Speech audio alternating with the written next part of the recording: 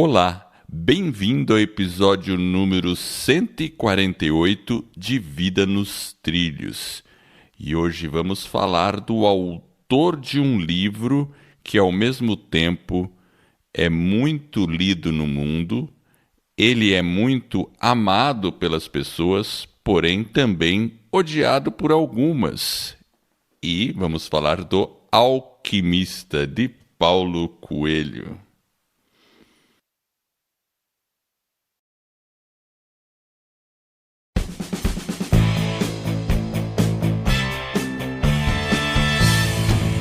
Meu nome é Edward Schmitz e Vida nos Trilhos é o podcast com a sua dose semanal de desenvolvimento pessoal e alta performance.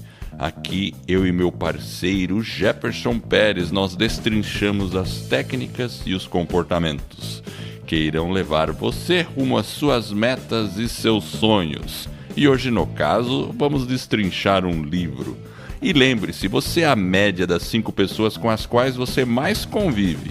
Então junte-se a esse time para começar a sua semana em velocidade máxima rumo aos seus sonhos.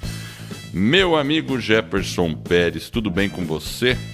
Opa, tudo tranquilo. E com você? Comigo, ótimo. Ótimo. E ainda mais gravando um episódio aí cedinho, né? Eu sempre fico animado com isso. Você é um cara matutino então, Edward. Eu sou matutino. Eu gosto de ser matutino. Você gosta de ser matutino? Você também, né? Às vezes. Mas quase todo dia eu acordo bem cedinho. Hein? Você sabe que nós gravamos o episódio número 6, que era o Rituais Matutinos e Noturnos. É verdade, logo de cara, né? Foi isso aí. Então hoje é Paulo Coelho? Hoje é Paulo Coelho, um escritorzinho aí. Então, é um escritorzinho, né? Você sabe que ao mesmo tempo que o pessoal adora ele, tem muita gente que critica, né? Eu acho que em todo lugar, né? Os críticos estão lugar, sempre né? prontos para tirar as pedras, né, gringo? Os caras, então, assim, tem uns caras que andam, acho que com pedra na mão. Qualquer coisa que você fala, o cara já vai te apedrejando. Assim. Hoje em dia o pessoal chama de haters. Os haters. Os haters. Os haters.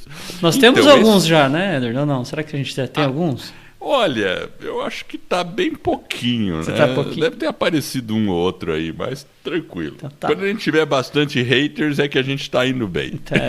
Esse é um termômetro, né? É o termômetro, é verdade. Você tá chamando atenção. Mas vamos falar do Paulo Coelho, do Alquimista. O Alquimista. Esse livro aí, eu li faz tempo. Foi na década de 80 que eu creio que eu li esse livro. Até quem me recomendou muito esse livro foi meu afilhado de Crisma, que infelizmente já é falecido. E eu lembro que ele gostava muito do Paulo Coelho. Ele gostava também do Raul Seixas. Os dois eram muito ligados, né? O Raul Seixas com o Paulo Coelho, né? Inclusive, muitas das letras que o Raul Seixas canta eram escritas pelo Paulo Coelho. Você sabia disso? Olha, eu não sabia, não. Mas você sabia que os dois andavam juntos, né? Também não. Sério? Sério? Olha só, eu sou mais jovem, cultura, eu não hein? lembro disso, não. Mas então, E esse meu colega recomendou esse livro. Inclusive ele fazia karatê comigo lá atrás, né?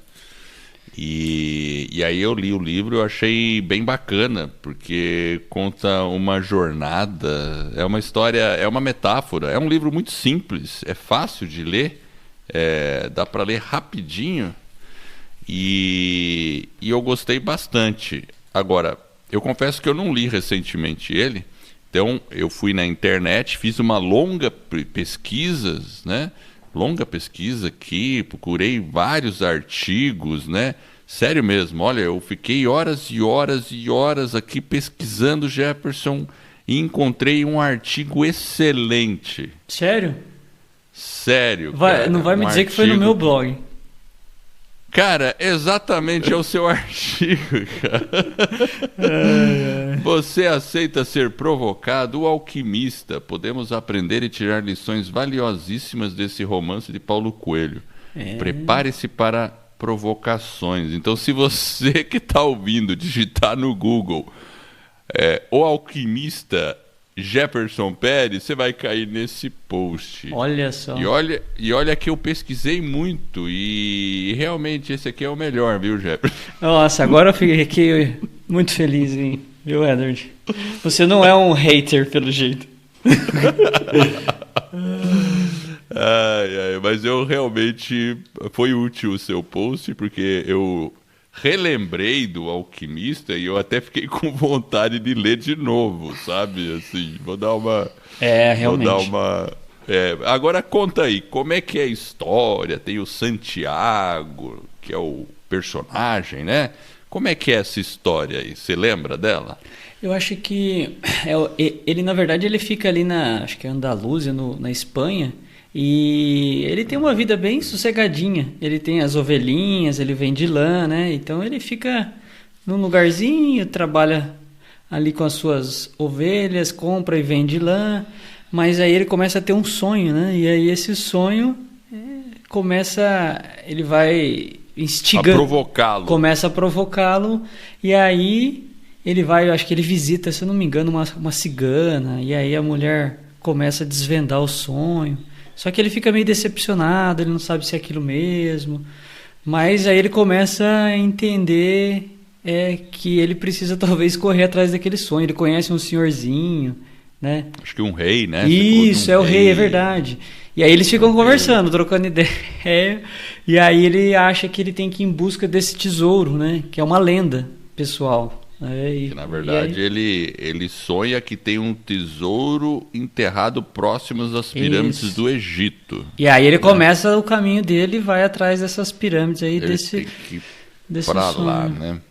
Mas não é uma coisa geográfica, né? É uma coisa que depois ele vai percebendo, né? Ele precisa, né, passar por esse caminho para entender, na verdade, que não é o destino, né? É a jornada, é uma série de coisas que ele vai aprendendo ao longo do caminho. E aquilo que você falou é realmente interessante, né, Edward? Porque o Paulo Coelho, ele realmente tem os haters, né? Inclusive, ele não é muito bem visto, inclusive no próprio Brasil. Existe um certo preconceito, né? Eu acho que ele é ele é mais mal visto no Brasil do que no exterior. Porque, por exemplo, lá no exterior ele geralmente é muito aclamado. Pelo menos a minha percepção, né? Por exemplo, o Tim Ferriss fala super bem do Paulo Coelho. O Lewis Holmes fala dele. Fala bem. O próprio, acho que, se eu não me engano, eu não lembro se foi o Brandon Burchard, isso. Fala bem dele. Recomendo. Todos eles entenderam que o livro, ou os livros, né, na verdade não é. É que esse livro, realmente, Edward, ele foi traduzido, acho que em quase 60 idiomas. Tem milhões de cópias vendidas. É um dos livros mais vendidos do mundo. É incrível. E você sabia que esse livro aí foi recusado várias vezes? Me parece que ele publicou o livro não fez sucesso, e aí quando ele publicou, acho que, se eu não estiver enganado, o segundo livro, que o primeiro decolou, não foi alguma coisa assim? Uma coisa assim, ele teve as provações dele, é interessante isso. Porque... E ele passou também, né, mais ou menos como o Santiago, né? Ele teve que passar ali, aliás, todos nós temos que passar, né? Exato, né? Porque assim... a pessoa começa a ir atrás do sonho e aí ela começa a ter uns perrengues no meio do caminho. Porque uma das coisas que ele fala no livro é aquela história de que o universo conspira para que os seus sonhos sejam realizados. Que é um conceito polêmico também, certo? Esse conceito de desenvolvimento pessoal, do tipo que, se você ficar imaginando ou desejando uma coisa, essa coisa vai acontecer. A gente sabe que não é bem assim. Por outro lado, é tipo assim, né? É aquela coisa, claro, se você ficar sonhando com algo e ficar parado, não vai acontecer nada. Agora, no caso da história do Santiago, ele sonhou, ele estava paradinho, ele sonhou. Aí ele pegou e foi atrás do sonho. Correto? Só que aí ele teve uma ação importante para ir atrás do sonho, que foi vender tudo. Isso tá lá na história. Ele vendeu as ovelhas, vendeu tudo e foi embora. Lembra disso? É verdade, é realmente. Essa parte ela é bem impactante. Essa eu me recordo bem mesmo, porque aquela questão. Porque eu acho que. Por que ele é aclamado e geralmente por pessoas que trabalham com na parte de desenvolvimento pessoal? Porque você pega, né? Essa questão de talvez a gente falar, não, o universo está conspirando para que você, né, busque, atinja as suas metas e os seus sonhos. Mas o que você está dizendo é realmente algo extremamente importante. Será que a gente muitas vezes está colocando em movimento, a gente está ressoando para o mundo aquilo que a gente deseja, realmente indo buscar aquilo, estando alinhado com o propósito? Então, às vezes a gente tem que pensar, será que a gente está acreditando? Ou aquilo que você falou, né? Tem um perrengue ali na frente e aí a gente já começa a desistir. A desistir, realmente. É um negócio assim que a gente tem que fazer esse pensamento. É lógico que ninguém vai sair igual um maluco fazendo coisas que sem planejar, sem uma série de passos que precisam ser feitos para você conseguir alguma coisa. Então tem que ter um certo equilíbrio, uma certa prudência, inteligência, mas de qualquer forma esse movimento da conspiração, eu acho que ele de alguma forma ele vai conspirando mesmo, né? Eu acho Parece que se você existe, se você começa a buscar alguma coisa, as pessoas que você vai encontrando no caminho vão te ajudando, então você vai meio que se conectando, lembra, né? Por exemplo, quando eu me mudei, eu acho que até para Curitiba, nesse artigo, será que eu falo sobre isso?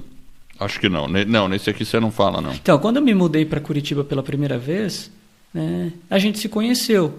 Isso, então, verdade. Eu fui atrás de algumas coisas que para mim faziam sentido, né? Estava feliz e tal, lá eu te encontrei. Hoje a gente está aqui, a gente tem o projeto Vida nos Trilhos, tem o projeto da escola do podcast. Inclusive, se você está ouvindo e tem interesse em criar, lançar um podcast, a gente tem um curso. Então, acesse lá, escoladopodcast.com. Então, assim, talvez alguma coisa que eu fui em busca de alguns sonhos lá atrás, a gente vai meio que encontrando as pessoas. Então, isso vai meio que se conectando ao longo do caminho. Então, o que você falou realmente é muito importante. A gente tem que tomar as ações e demonstrar isso para o universo também, né? E fazer a nossa parte, não ficar esperando, né? De se pôr em movimento. E essa questão de vender tudo também tem um significado simbólico interessante, porque, é claro, não significa você literalmente vender todos os seus bens e ir atrás do sonho, mas significa você se despojar de coisas ou de situações antigas e focar em algo novo. Vamos até falando de um caso assim que é bem enigmático assim, ou bem contundente, a família Schumann, lembra deles? Os velejadores? Família Schumann, exatamente, que saía direto no Fantástico. Isso é um caso bem atípico, porque ele realmente vendeu boa parte das propriedades que ele tinha. Se eu saiba, ele era um profissional de indústria, assim, bem sucedido, mas chegou uma hora que ele falou, não quero fazer isso, vou vender tudo. Eu não sei se ele vendeu 100%, claro. Ele vendeu, investiu e saiu para velejar, com a família inteira, né? Então, assim, mudou totalmente a vida. E lá no começo, claro que ele não tinha patrocínio, não tinha nada disso. Ele simplesmente foi fazer o que ele queria fazer. E aí, ao longo do caminho, eles conseguiram um patrocínio, aí vieram até, acho que com contrato com o Fantástico, tudo, né? Então, assim, você veja que interessante. Talvez lá no início, eles não tiveram, e não imaginaram, a gente vai fazer isso Edward, e vou conseguir um contrato com o Fantástico. Exato. Oi? Agora, imagina os haters de momento, quando eles fizeram isso. Será que eles tacaram algumas pedras? Ah, com certeza, as pessoas, mas vocês são irresponsáveis. Vocês são malucos. Vocês vão sair com as crianças, em que escola vocês vão deixar elas? Aí a esposa que ficou responsável pela educação, não, mas vocês vão ensinar dentro de um barquinho, vocês são loucos.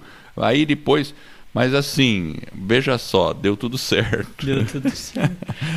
E claro, com certeza eles tiveram os perrengues no meio do caminho. E aqui na história do alquimista também, né? Porque o Santiago, assim que ele sai, isso acontece relativamente no começo do livro, então não seria um spoiler, ele é roubado, né? E ele perde todo o dinheiro que ele tinha quando vendeu tudo, né? Então é outro significado que é bem lembrado tudo e não fica com isso, entendeu? E não é uma questão de bens materiais, aquilo que você falou. Aquele tesouro, talvez, que a gente acaba assim, né, encontrando ele, talvez ele está muito mais dentro de nós do que fora. Então, eu acho que a história ela é interessante também nesse sentido, porque as buscas, elas estão mais... Talvez em alguns momentos são externas, mas existe uma busca interna também. Às vezes o tesouro que a gente está buscando talvez é uma paz, é uma realização, e às vezes isso não tem preço. E às vezes, né, a gente fica meio que tentado a ir numa direção diferente. Então, o próprio nome, né, Edward, é alquimista, né, vem de alquimia. Você sabe o que é alquimia? Você lembra? Sim, é a transmutação de metais inferiores em ouro, né? Isso, mas Agora, tem o significado também de você conseguir vencer a morte através da alquimia. Então, é um significado aí que nas linhas esotéricas, né, se fala bastante, né? E é representado por essa transformação. E é interessante você ter comentado isso, porque para você transformar um metal inferior em ouro ou qualquer metal, ele tem que passar por um processo que é muito agressivo. Como, por exemplo, o processo de forja. Imagina, para você forjar uma espada... Você tem que aquecê-la, você tem que dar porrada na espada. Lembra lá? Os caras pá, pá. Então, assim, uma transmutação não acontece através de uma alquimia, vamos dizer assim, espiritual. Ela não acontece sem esforço, né? Da mesma forma que você não forja uma espada sem uma temperatura alta e um marinheiro... não se faz num mar de águas calma. Gostou dessa? Isso aí, é verdade. Porque, pacote completo aí. Hoje você está inspirado ainda. Acordou animado. Acordei Você é o animado. cara. Viu? Mas eu acho que assim, o sentido, essa questão do sentido, a gente pode realmente, né, fazer esse próprio contraponto com a nossa própria vida, cada um no seu momento, mas é uma reflexão que é importante, porque o próprio sentido, se você olhar, né, da alquimia em si, talvez não é aquela questão, né, de ter a vida eterna ou de transformar realmente o metal em ouro, mas aquilo que realmente vai governar, vai dirigir o nosso coração, né, fazendo com que a gente realmente avance, vai ter os limites, porque nós somos limitados, mas a gente vai tentando descobrir um pouco daquilo que está dentro de nós mesmo. E o livro, né, igual você falou, né, do Paulo Coelho, é um livro realmente fino, não é uma leitura complexa, muito pelo contrário, é uma leitura leve, tranquila, e ele faz realmente a gente refletir, repensar algumas coisas. Ele é realmente um livro que, mesmo para você que já leu, você que está nos ouvindo, muitas vezes vale a pena a gente reler um livro, porque às vezes o momento da nossa vida a gente acaba captando outras coisas, e isso é muito bacana, né? Então, e é um livro que realmente, né, ele vai meio que nos provocando, e mesmo, né, olhando a história, por exemplo, né, do Santiago, quando ele acredita, né, que parece que está tudo conspirando contra ele, na verdade, são alguns acontecimentos e algumas isso que é preciso que aconteça para que ele vá se fortalecendo, para que ele vá entendendo a direção do sonho dele, né? Ou seja, né, tem um ditado lá que diz, né, que tem males que vêm para bem, né? Bem por aí. E deixa eu fazer uma pergunta. Você tem uma frase da semana aí? Opa, eu tenho uma frase da semana. Então, beleza. Então, vamos... Inclusive, eu acho que eu ouvi ela de novo no podcast dele essa semana, rapidinho que eu ouvi. O nome dele é Anthony Robbins. Você já ouviu falar dele? É o Tony. O Tony Robbins. Você é amigo dele, você é mais íntimo. Eu sou íntimo dele. Já li o livro. Eu tive o prazer de ler o livro dele quando foi lançado. Meu Deus. É melhor você não falar essas coisas, né? Você já falou que leu o Paulo Coelho quando foi lançado, lá em 88. Então você já tá... exatamente. Você já sabia ler com essa idade, né? Então... exatamente. A frase dele é a seguinte, ó. É nos momentos de decisão que o seu destino é traçado. Anthony Robbins. Essa é uma boa frase mesmo. Isso mostra que a indecisão é a pior coisa que você pode fazer na sua vida. Então, quando você está numa encruzilhada e precisa tomar uma decisão, a gente sente aquele incômodo, não é mesmo? A gente fica incomodado. E agora? Agora tem que tomar uma decisão, mas eu não estou conseguindo tomar essa decisão. E se você não toma, de qualquer modo, se você deixa a coisa rolar e não toma uma decisão, você já traçou o seu destino naquele momento. Agora, se você toma a decisão e segue aquele outro caminho, você também está traçando o seu destino. É um momento de encruzilhada, com certeza, como toda encruzilhada, e faz toda a diferença, né? Por isso que tem que ser bem pensado. Eu acho que assim, o que ele quis dizer, né, é que nos momentos decisivos ali, principalmente nas decisões mais complexas e mais difíceis. Porque se você pega, né, você falou do Santiago, ele teve uma decisão extremamente difícil de seguir um sonho, olha que coisa maluca, e ele não vacilou. Ele vende tudo, você falou, ele vendeu tudo, você é bem lembrado. Então, quanta determinação tem em função daquilo que, mesmo ele não sabendo exatamente do que se tratava, ele vai em busca. E às vezes a gente tem que fazer essa pergunta pra gente, né? Tem que fazer essa provocação. Por isso que eu acho que é alguma coisa no sentido de que o livro ele realmente provoca. Então é uma leitura realmente fascinante. Eu acho que aí a frase do Tony Robbins aí vem para complementar aí de uma forma bem interessante. Porque se você lembrar, Edward, o Santiago no início ele dá uma vacilada, assim, ele meio que, será que é isso mesmo? E o sonho acho que ocorre algumas vezes, né? Se eu não me engano, ele fica em dúvida, e eu acho que é como se a gente não sabe interpretar muito bem aquilo que a gente olha para dentro de nós mesmos. Então, será que é isso mesmo? Será que eu quero? Será que eu não quero? Mas a partir do momento que, como o Tony Robbins falou, você toma a decisão, você se sente mais aliviado, vai ter o medo, vai ter a insegurança, mas talvez tenha que seguir a lenda pessoal lá, como ele diz, né? Ele queria, no começo ele talvez queria ter ficado um pouco, vou ficar aqui na minha zona de conforto mesmo, com as minhas ovelhinhas. O que tem de errado ficar com ovelha? Vou ficar aqui, tá tudo bem. Mas, ainda assim, ele estava provocado internamente, e aí, até o momento que ele falou, não, agora eu vou. Da mesma forma que a família Schumann deve ter tido momentos que eles ficaram... Aquele sonho já estava germinando, né, em alguma extensão, e aí chegou o dia, não, agora sim, momento de decisão, vamos fazer. Certo? E uma coisa que é interessante, que é óbvio, é uma ficção, né? Então vamos já avisar o pessoal que o Santiago não existe, né? Talvez a gente tenha que se provar. Tá? Mas eu acho que a gente tem que olhar também, Edward, de uma coisa que são os sinais. Parece que algumas coisas, quando você começa a se conectar talvez com o seu sonho, com o seu propósito, ali parece que alguns sinais vão vindo de uma forma mais contundente. Aí quando ele fala, né, da conspiração do universo, mas parece que há alguns sinais que vão ocorrendo. E aí a gente tem que talvez em algum momento refletir, e a gente tem que perceber, né, olhar aquele sinal, ver se ele faz sentido, né, refletir, ou talvez ignorar, né? Então é esse sentido que às vezes a gente tem que apurar, né? Será que talvez eu tenha uma indecisão dentro de mim, mas vai ser preciso coragem, tomar a decisão, e não tem problema nenhum. Às vezes a gente pode seguir um caminho que eventualmente não dá certo, a gente refaz o caminho, certo? Não, com certeza. O ajuste de rumo ele pode acontecer a qualquer momento.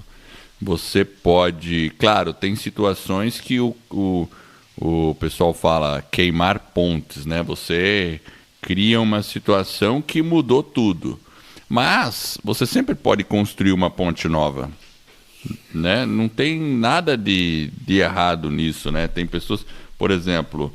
A família Schumann, se desse tudo errado, ele ia voltar e ia trabalhar de outra coisa, ia fazer alguma outra coisa, né? Os dois tinham competência. É que às vezes a gente imagina, como diz o Tim Ferriss, né? Às vezes a gente imagina que qualquer decisão é um caminho sem volta. Tudo bem, talvez a volta não seja para exatamente o mesmo ponto. E isso é bom. É uma volta diferente, mas você tem opções. Porque quando a gente fecha uma opção, na verdade a gente se abre a infinitas possibilidades, não é? É verdade. Só que a gente não enxerga dessa forma quando a gente está na situação. Por quê? Porque a gente às vezes tem aquela situação de querer ficar ali cuidando das ovelhinhas, que está tudo muito bem aqui com as minhas ovelhinhas, tá bom, não está acontecendo nada, então eu vou continuar aqui com as minhas ovelhas. Vai que lá fora tá meio esquisito, né? Ainda mais com a crise, né? A pessoa fala, não, tem crise, cuidado. Né? Veja lá o meu professor de karatê, quando teve que tomar a decisão, né? Tem um episódio sobre essa história que ele conta, que ele teve que tomar uma decisão. Ele queria se dedicar integralmente ao karatê, e aí em um momento ele teve que planejar e fazer essa transição. Sentiu medo? Sentiu, porque sobreviver com karatê não é fácil. Mas ele seguiu o caminho e está tudo bem. E muito bem, por sinal. Então, assim, são decisões, né? São momentos, né? Que, claro, você não vai tomar nenhuma decisão assim precipitada. Aos olhos de quem está fora, no momento que você tomar, sempre vai parecer que foi precipitado, né? De linhas gerais. Sempre vai ter os caras que vão falar, mas ele é louco de fazer isso. Mas, enfim, esses são os caminhos, né, Jefferson? Esse é o caminho, né? E se você não ouviu, volta lá, episódio 132, é o Mahomed Charles, que é o Charles, Mahomed Charles, exatamente. Charles. Então, o Mahomed tem uma história muito bonita, né? E ele fez uma transição planejada, obviamente que ele teve os percalços. E ele ainda fala de um pouco de budismo, né? Porque ele pratica o budismo, né? Então tem uma linha filosófica bem interessante, né? É legal, uma boa entrevista. É uma entrevista bacana, né? E o que eu percebi nele, numa história que, por exemplo, se conecta com a parte do próprio livro do Alquimista e do Paulo Coelho, é aonde estava o coração dele, onde fazia o coração dele cantar. Então, me parece que era realmente no karatê. Então, onde está o coração, né, realmente é o seu destino. E, em certa medida, aquele tesouro que o Santiago estava buscando, ele também percebe que na trajetória ele vai adquirindo uma série de conhecimento, de sabedoria e pessoas que ajudam ele. E vai fazendo com que, mesmo em pequenas derrotas que ele vai passando ao longo daquele caminho, e que ele tem medo, como todo mundo, ele tem algumas vitórias maiores que vão fortalecendo. Então, quando ele tem aquele sonho, ele está em busca daquele movimento, ele vai conhecendo as pessoas, ele vai avançando. Isso que eu acho que é o interessante desse livro, que apesar de pequeno, vendeu aí mais de 65 milhões, a última vez, quase 70 milhões de cópias. Eu acho que já são 70 milhões, viu? Eu acho que está chegando próximo. E você sabe que o Paulo Coelho, acho que uma das inspirações para esse livro foi quando ele fez o Caminho de Santiago de Compostela, lá na Espanha, né? Que passa pela Espanha toda, né? Sabe, né? Ou não? Sabia disso? Sim. Você tem um compromisso desse negócio aí, não tem, Edward? Então, é um sonho que eu tenho, né, assim, de fazer esse caminho também. A minha esposa também quer fazer, você também, né? Então, isso tem que acontecer, né? Em algum momento, talvez aconteça. Em algum momento. E assim, eu falei do Tim Ferriss, que o Tim Ferriss respeita muito Paulo Coelho e recomenda, daquele livro do Tim Ferriss, o Tools of Titans, que a gente já falou desse livro, né? A gente já fez um episódio sobre ele. E ele entrevista o Paulo Coelho. Ele tem uma entrevista, inclusive, em áudio com o Paulo Coelho. Na verdade, não foi bem uma entrevista. Ele mandou as perguntas e o Paulo Coelho respondeu em áudio. E é interessante, porque o Paulo Coelho responde tudo em inglês. É legal você ouvir o Paulo Coelho falando em inglês. Você vê que interessante, né? Como o pessoal lá fora valoriza o Paulo Coelho e a gente acaba não valorizando. Eu sei que muitas pessoas podem torcer o nariz, mas o importante é que é um escritor brasileiro que está traduzido para várias línguas e mais de 70 milhões de cópias. Então, assim, cá entre nós, né? Alguma coisa deve ter de bom aí, né? Eu acho que essa questão da crítica que o pessoal tem para ele assim, independente às vezes das escolhas que as pessoas fazem, o trabalho que ele fez, a forma com que ele escreve, os livros, é um trabalho que merece reconhecimento. E em outros países, no Brasil também tem, eu acho que o trabalho é valorizado, o trabalho dele. Então, isso que é o mais importante. É um bom profissional, um profissional de nível mundial, que tem os seus livros realmente aclamado, comprado até para cinema, algumas coisas. Então, acho que vale a pena. É uma recomendação que a gente deixa para vocês. Vale a pena realmente fazer ou refazer a leitura. Fica aí essa dica para você que está nos ouvindo nesse momento. E é isso aí, né, Edward? E para concluir, eu vou até ler uma resposta que ele deu na entrevista aqui para o Tim Ferriss. Ele respondeu, o Tim Ferriss perguntou o seguinte: você tem um time ou pesquisadores que ajudam você nos seus livros? E aí a resposta dele foi, não, eu não tenho pesquisador. Se eu sobrecarregar o meu livro com muita pesquisa, eu vou entediar os meus leitores. Aí ele falou, os livros não são para mostrar o quão inteligente você é. Os livros estão aí para você mostrar o seu coração, a sua alma, e para você dizer aos seus fãs que você não está sozinho. Essa foi a resposta dele. Aí, nessa resposta, dá para perceber que, por exemplo, os intelectuais de plantão gostam de criticar porque, talvez, quanto mais intelectualizada uma pessoa, mais ela quer colocar informação e lotar de pesquisa, fazer uma coisa muito rebuscada.